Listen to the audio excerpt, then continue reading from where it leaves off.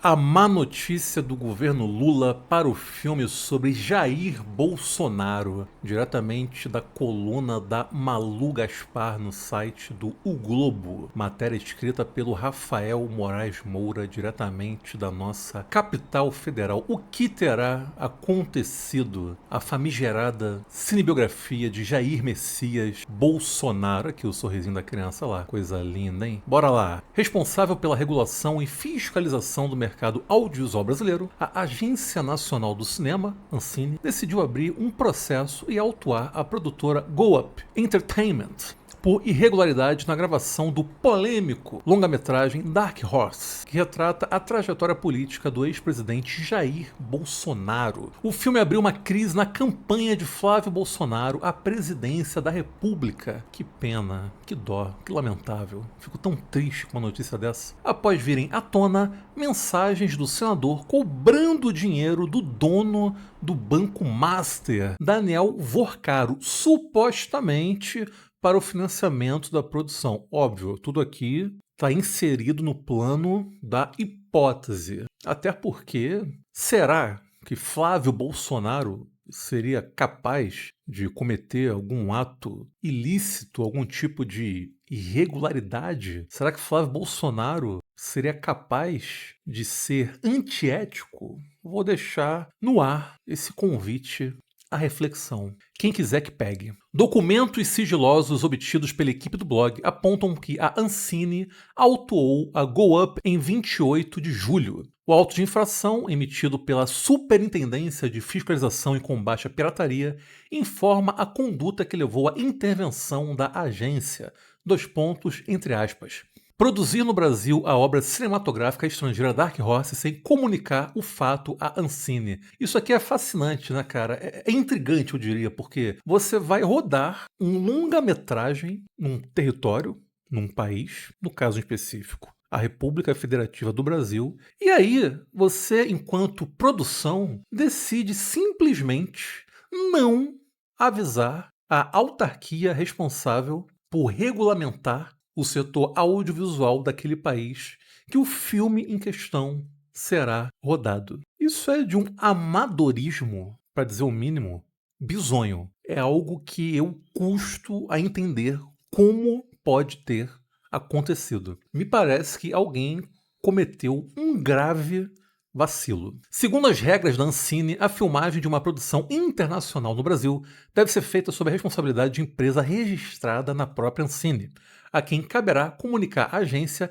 e apresentar uma série de documentos, como cópia do contrato, plano de filmagem e passaporte de cada profissional estrangeiro contratado. Nada disso, no entanto, foi feito pela Go Up, no caso Dark Horse. Cara, esqueci de trazer minha água, enfim. Gente, assim, isso é o básico, isso é o mínimo. Qualquer pessoa que já tenha trabalhado em set de filmagem, não importa o tamanho do filme, se é longa, média, curta, micrometragem, minimamente profissional sabe que existem uma série de regras que precisam ser cumpridas. Sempre tem a ordem do dia, tem o plano de filmagem que é essencial, que é o básico, o mínimo. Como que uma superprodução estrangeira se dá ao luxo de não fazer nada disso? De não conseguir realizar o beabá de uma filmagem? Impressionante, bicho. Na prática, com a autuação da produtora, a Ancine sinaliza a aplicação futura de uma multa que varia entre 2 e 100 mil reais. 2 é sacanagem, né? 2 mil não é absolutamente nada. 100 mil eu já acho pouco, sinceramente, já não é um valor tão exorbitante. Imagina 2. Aí aqui tem a infração da Ancine, né? Conduta infratora, produzir no Brasil a obra cinematográfica estrangeira The Dark Horse sem comunicar o fato à Ancine. Caramba, e quando você lê de novo, vai ficando mais bizonhamente engraçado. Fascinante. A decisão caberá à Superintendência de Fiscalização, que deve bater o martelo ainda neste mês. A provável punição, no entanto, não impede o lançamento de Dark Horse nos cinemas brasileiros. Que pena. Que ainda depende do aval da agência ao registro do longa-metragem. Em 22 de junho, a Europa Filmes entrou com um pedido de registro de obra estrangeira para lançar Dark Horse nos cinemas brasileiros. A distribuidora planeja um lançamento de grande porte para o filme, com exibição em pelo menos 650 salas, no patamar do fenômeno de bilheteria Tropa de Elite 2, e cópias dubladas espalhadas por todo o país. Cara, eu não tinha me dado conta disso ainda, mas de fato, o filme é falado em inglês. Ou seja, Jair Bolsonaro será dublado. Pois podiam chamar o próprio Jair para dublar a si mesmo. Ah não, não dá, ele tá preso. Que peninha. Minha irmã imagina, bicho, Jair Bolsonaro, o personagem, né? Sendo dublado. Quem vai ser o dublador que vai pegar isso aí, hein? Meu Deus do céu. Segundo relatos obtidos pela equipe do blog, segundo relatos é muito bom, né? A irregularidade é considerada grave por técnicos da agência e a tendência é a imposição da multa máxima, já que as gravações no Brasil teriam sido feitas de forma clandestina e justamente em São Paulo, maior metrópole do país, com vazamentos de cenas filmadas, como a recriação do atentado à faca contra Bolsonaro nas eleições de 2018. Não foi uma gravação clandestina na Amazônia, longe de todos. Compara uma fonte que acompanha de perto o assunto nos bastidores. O que seria do jornalismo sem a maravilhosa presença dessa instituição chamada fonte? Eu acho muito bom. Porque, tipo, você já parou pra pensar que a fonte nada mais é do que um grandíssimo fofoqueiro, o famoso X9, Boca de Matilde? É a pessoa que tá lá dentro, infiltrada, vai chamar ali o colega jornalista, que ele conhece, e vai passar toda a situação para o jornalista, que depois vai publicar a matéria que eu estou lendo nesse exato instante para vocês. Ou seja, a fofoca move o mundo. Respeitem a boa fofoca. E só agora eu reparei que eu estava olhando aqui para o lugar errado. Gente, tem um desconto. É minha primeira gravação com a webcam. Eu estava olhando para a luz verde. Eu tinha que olhar aqui no meio. Perdão, vai ficar meio ridículo.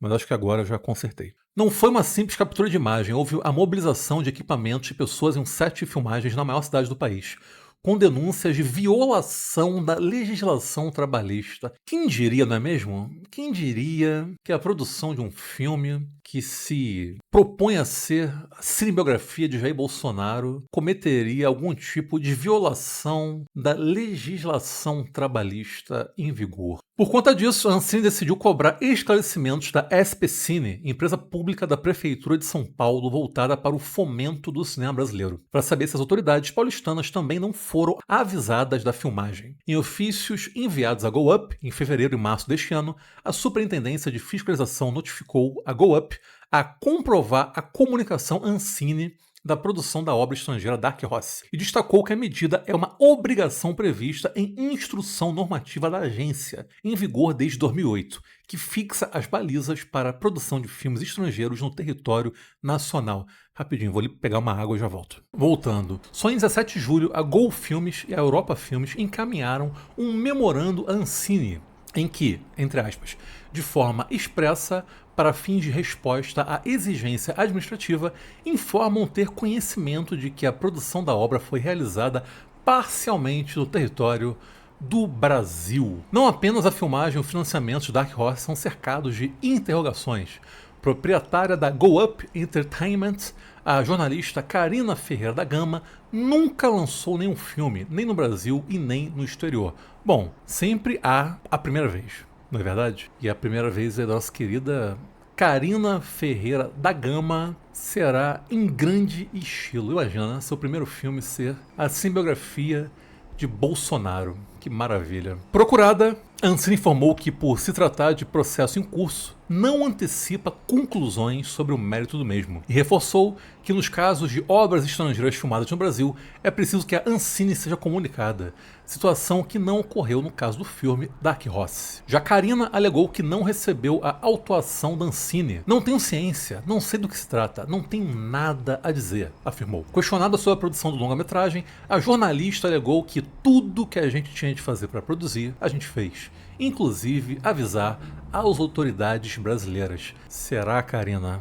Você jura? Segundo ela, as tratativas foram feitas inicialmente com o sindicato de São Paulo, mas ela não especificou qual. Pô, Karina, aí tu não contribui, né? Me ajuda a te ajudar, minha querida. Diz aí, pô. Põe na roda qual foi o sindicato. Karina entrou no projeto do filme pelas mãos do deputado federal Mário Frias, que assina o roteiro de Dark Horse. Cara, isso aqui é outro detalhe fabuloso, né, bicho? O ex-ator Mário Frias. Mário Frias, que diga-se de passagem, um dos piores atores da história do Brasil. Não é pelo fato dele ser cupincha do Bolsonaro, dele ser uma figura execrável da extrema-direita, etc. Ele realmente era muito ruim. Eu lembro, cara, eu de moleque, como eu sei lá, 11, 12 anos, assisti Mário Frias em novelas, na Malhação. Eu naquela época, sem nenhum tipo de senso crítico, ficar espantado com a total falta de competência do sujeito para interpretar um papel ficcional. Ele era horrível, totalmente sem expressão, sem carisma. Cara, um ator absolutamente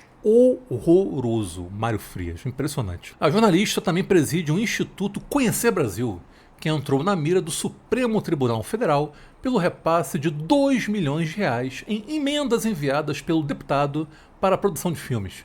O Instituto tem registro na Ancine desde 2020, mas também nunca lançou um filme nem no Brasil, nem no exterior. Quer dizer, uma grande reunião de iniciantes para produzir esse filme. O filme se tornou munição para aliados de Lula e virou uma dor de cabeça para a campanha do senador bolsonarista, respingando no seu desempenho nas pesquisas de opinião, antes de surgirem as mais recentes revelações de que o líder do governo Lula no Estado Federal, Jacques Wagner, teria recebido um imóvel de 2,45 milhões em Salvador como propina do Master. Após uma série de reportagens do Intercept Brasil, Flávio reconheceu ter captado 61 milhões de Vorcaro, pagos por meio de uma empresa ligada a ele a um fundo administrado pelo advogado de imigração de Eduardo Bolsonaro. Imagina tu ser o advogado de imigração do Dudu Bolsonaro, Dudu Little Banana. Nenhum deles explicou por que era necessária a intermediação do fundo. Quem diria, né? O que levantou a suspeita de que o dinheiro, na verdade, estivesse sendo usado para financiar o autoexílio do filho 03 nos United States of America. Eu acho fabuloso como tudo vai se conectando, né? As peças,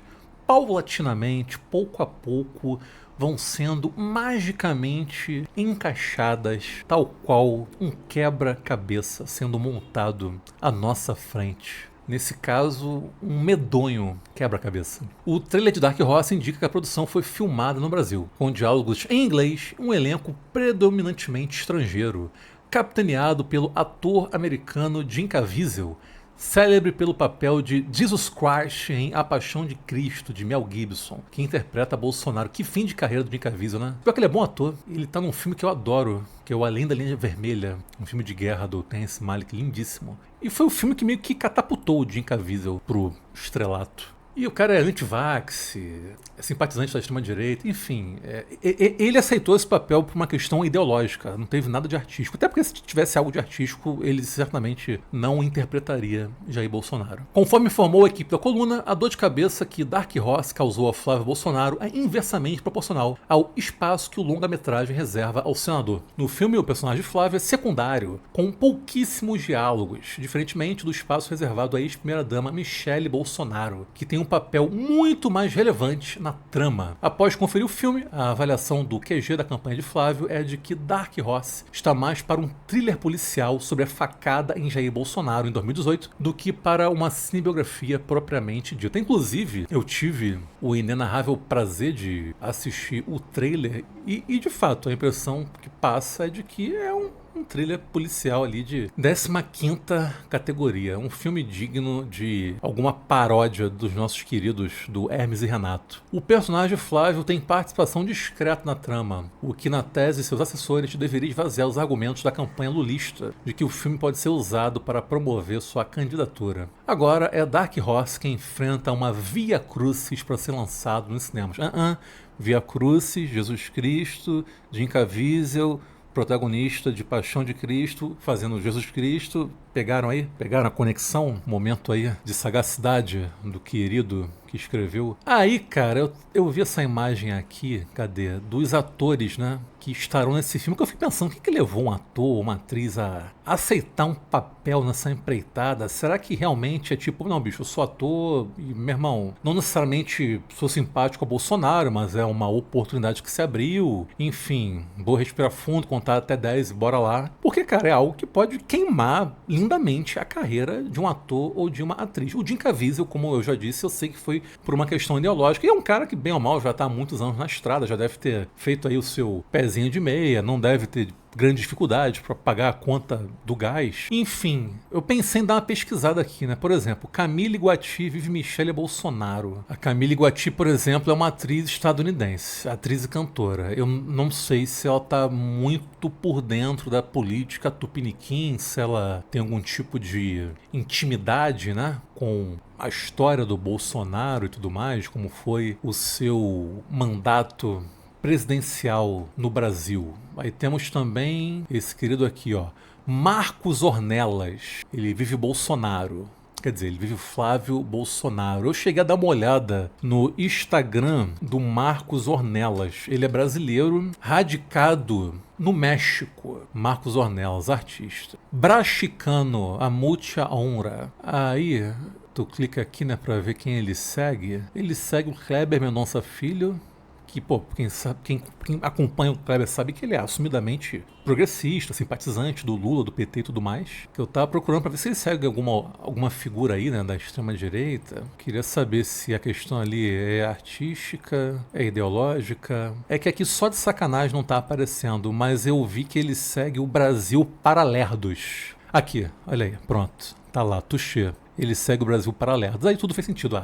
Entendi. O rapaz que segue o Brasil Paralerdo certamente terá um prazer inenarrável em interpretar um personagem na cinebiografia de Jair Bolsonaro. Aqui o nosso querido Sérgio Barreto. Sérgio Barreto, ator. Vamos olhar aqui. Vamos ver se eu descubro alguma coisa sobre o Sérgio Barreto, ator e apresentador. Ele fez um vídeo com 3 motivos para dirigir um Cybertruck e que vai fazer, ou já fez a sua 27ª novela vertical, Ligados pelo Sangue. O cidadão é ator de novelas verticais. Maravilha, hein, Sérgio Barreto? Tá certo, tem que pagar as contas, né? Também segue Kleber Mendonça Filho. E segue muito perfil voltado para classe artística, né? Perfis de produtoras, de cineastas, outros atores, outras atrizes, agências, né, etc. Nada que o ligue, né, necessariamente à extrema-direita. E o Edward Finlay vive o Eduardo Bolsonaro. Escrevi errado. Edward Finlay. Ele...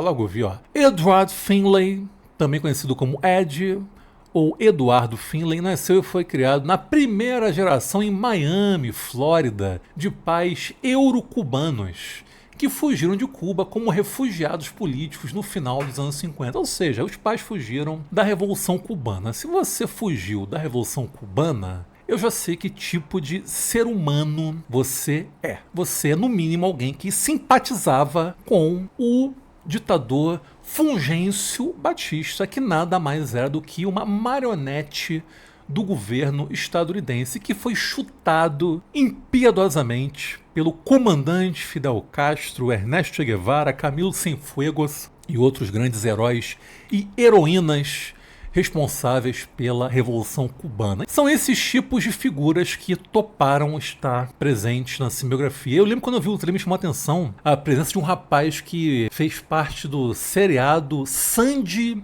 e Júnior. Será que eu consigo achar aqui esse cara? Que isso foi algo que me chamou a atenção. Vamos ver se na Wikipédia eu encontro. Será que é esse José Trace? Papará, papapá. Eu acho que é, hein? Será que é ele? Papapá. Ele mesmo. Sandy Júnior 99, José Trace. Esse rapaz aqui, José Trace, fez Sandy Júnior e ele tá interpretando o Aurélio Barba, que é uma referência ao Adélio Bispo. Multiartista afro-indígena. Pô, não é possível que esse cara seja bolsonarista, bicho. Quero muito crer que ele realmente estava precisando pagar as contas, fizeram uma baita proposta e ele tomou um engove e foi embora. Vamos ver aqui, ó. Também segue o Lula. Olha aí. Olha aí. O rapaz, José Trace, que irá interpretar Adélio Bispo, personagem que é baseado em Adélio Bispo, lembrando que qualquer semelhança com a realidade é mera coincidência, é seguidor de Luiz Inácio Lula da Silva no Instagram. Pronto, tá aí. Provavelmente estava precisando pagar as contas, né? Devendo gás, 2 meses de luz. E aí, meu irmão, não teve jeito. Contou de 1 até 10. Desculpa pai, desculpa mãe, desculpa Deus, desculpa Lula, eu vou ser obrigado a fazer esse filme, vou ser obrigado a cometer essa pequena heresia. Faz parte, né? Ossos do ofício. Nesse caso aqui foi um esqueleto inteiro, né? Mas fazer o quê? Não é fácil a vida de um ator no Brasil. Mas é isso, gente. Desejo aqui tudo de ruim, de pior possível para essa cinebiografia do Bolsonaro. Se você curtiu, dá um likezinho, deixa o teu joinha, fica à vontade para comentar, siga a minha página, siga as minhas outras redes sociais, @Disco em Cena. Um beijão, até mais e valeu!